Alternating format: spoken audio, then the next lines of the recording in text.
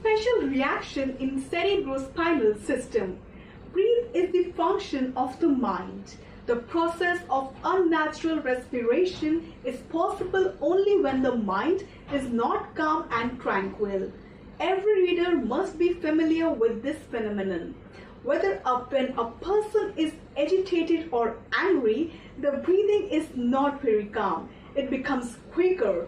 Similarly, when a person is under fear or tension, again the breathing is not calm.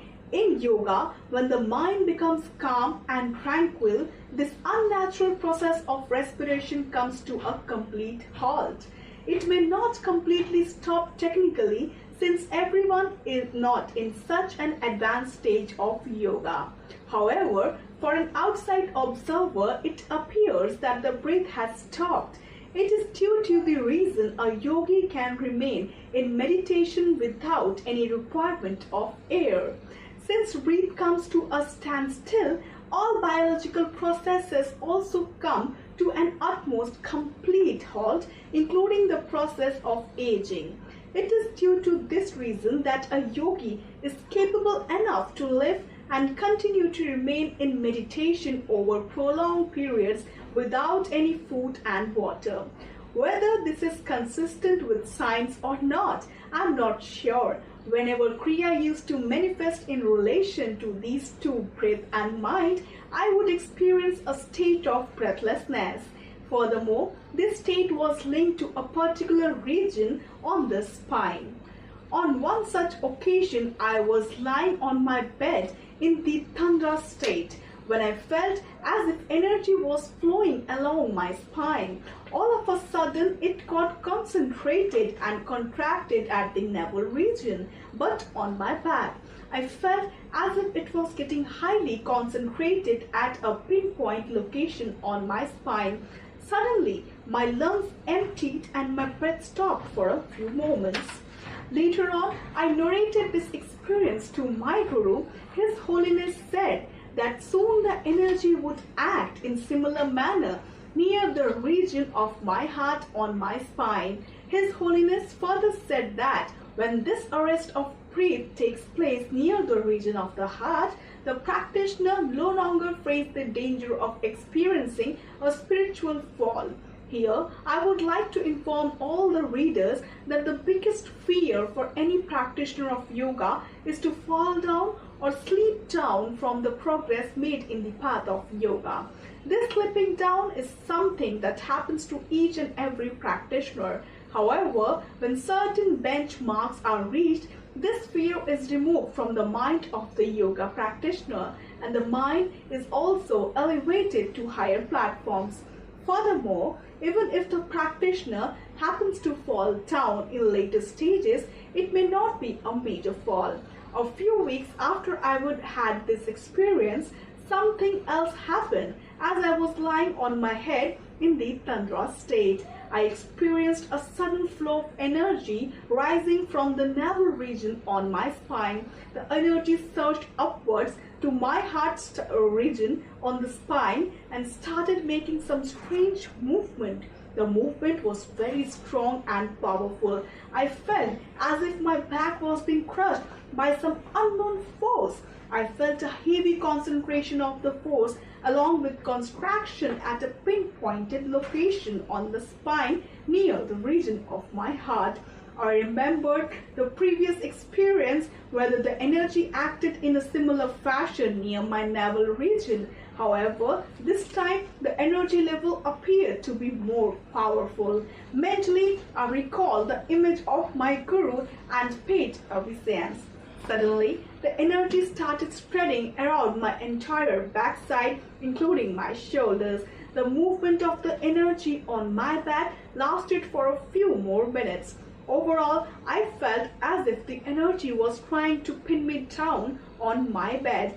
It felt as if I was being pinned down to the floor by a wrestler. The energy was so powerful. However, this time my breath did not stop. As I have already mentioned, I was in a Tandra state. When this movement of energy started on my back, I was lying on my back when the energy started rushing up from the region of the navel on my spine. Immediately, I turned around and lay on my stomach so that the energy could flow freely. Later on, after a few minutes, while the Kriya was still taking place, I drifted into a shallow dream state briefly. I was still able to feel the effects of Kriya until the dream got disturbed.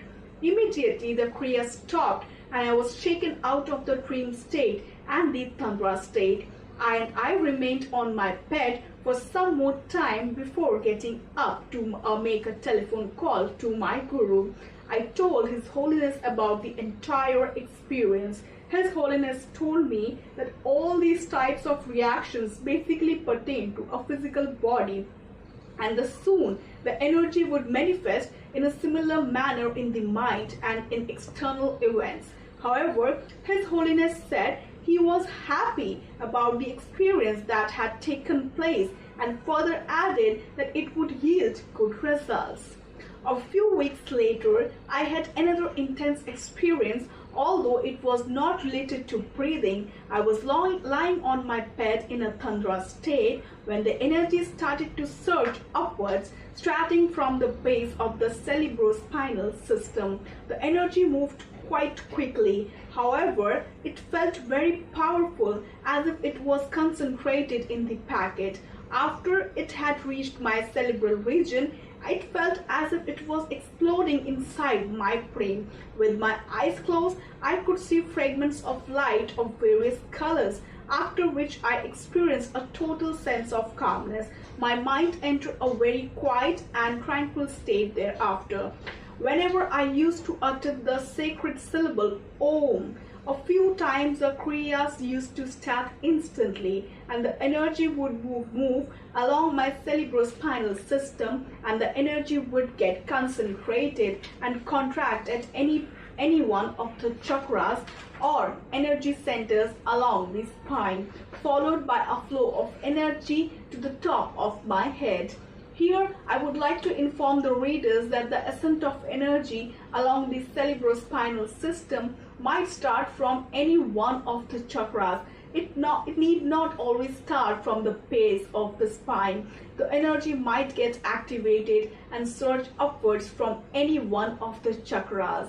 Many a time, I have also experienced the concentration and contraction of energy taking place between my eyebrows or Ajna chakra as per yoga text. It is difficult for me to convey the exact sensation that I experienced. However, I shall make an attempt to do so. I would feel a sensation between my eyebrows. Sometimes it was prickly and sometimes it would feel like a vibration.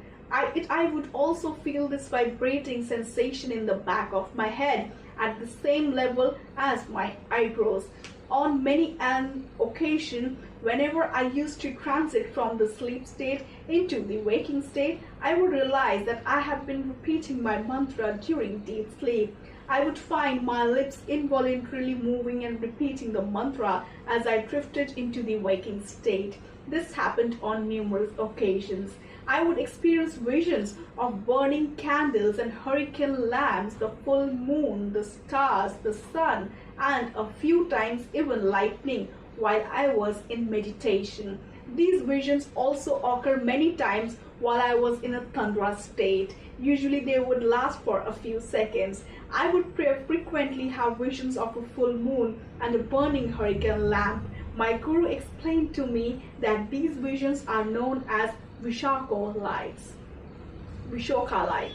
The word Vishaka in Sanskrit literally means that which drives away the sorrow. So the appearance of these lights in the mind space signified good progress being made in the practice of yoga. Sometimes while meditating, I would also notice strange unidentified lights flashing across the mind space. During the initial months of meditation, after the Kriya had started manifesting in my body, I would observe powerful effulgence in the mind space. Sometimes the effulgence was very bright like the sun, and the vision also used to last over a prolonged period, unlike the Vishaka lights mentioned above, which used to flash only for a few seconds. I would also have visions of the Hindu god and goddesses saints, the Buddha and the Christian cross, and various other saint-like personalities belonging to various religious or faiths during my session of meditation and the Tantra state. On many occasions, whenever I used to undergo a good session of meditation, I would be unable to open my eyes due to the bliss I was experiencing. My mind was reluctant to allow my eyes to open. It was due to the pain in my legs that resulted from sitting for such a long time that I would forcefully have to open my eyes and end the session of meditation. I was about 23 years old when I first began to hear the anahata sound in my mind. Let me first explain what is meant by anahata. It is sound heard in the mind without anything making noise, either externally or inside the body. The sound can be heard by a practitioner only within the self and cannot be heard by anyone externally. This sound is called anahata due to its association with the anahata chakra, the energy center located in the heart region. After Kundalini energy is activated by a guru, it starts surging upwards along the spine, piercing through the different energy centers. When this energy reaches the heart region, the anahata sound can be heard. Since it is a sound produced without anything being struck either internally or externally, one can easily deduce rationally that the sound itself is the Kundalini energy.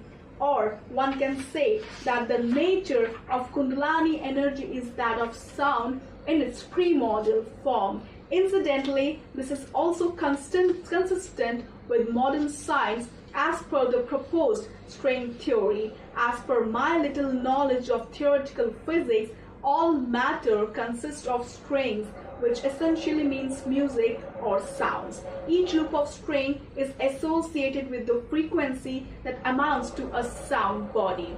This could possibly be the sound body associated with each letter of the Sanskrit alphabet, which is located at every chakra along the cerebrospinal system in a human body. Perhaps it is due to this reason that the sacred syllable Om is considered to be the supreme primordial force from which this universe has been created. I would hear what sounded like a snake hissing continuously in my ears. The sound that has lasted for the last 20 years and persists even now as I write this book. After 7 or 8 years, the sound became sharper and louder. I used to hear the sound constantly except while I was asleep. At times it was a little irritating, but otherwise I had no other problem with it. In later years, I began to hear other sounds such as honeybee humming. Sometimes I would hear the tickling of the bell, sometimes a sweet flute.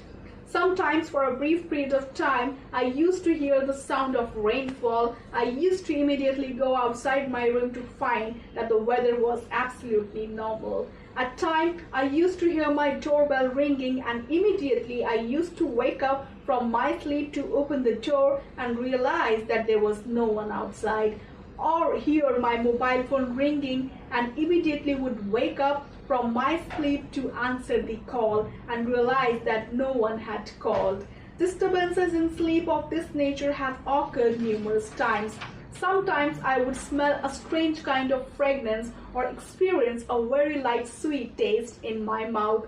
At about the same time when I had started hearing the anahata sound at 20 years old, I also started experiencing vibrations along my spine. In later years, these vibrations become more and more severe. Along with the anahata sound, I have experienced these spinal vibrations for the last 20 years or so. However, my health has never impacted by all the mayhem taking place inside my body.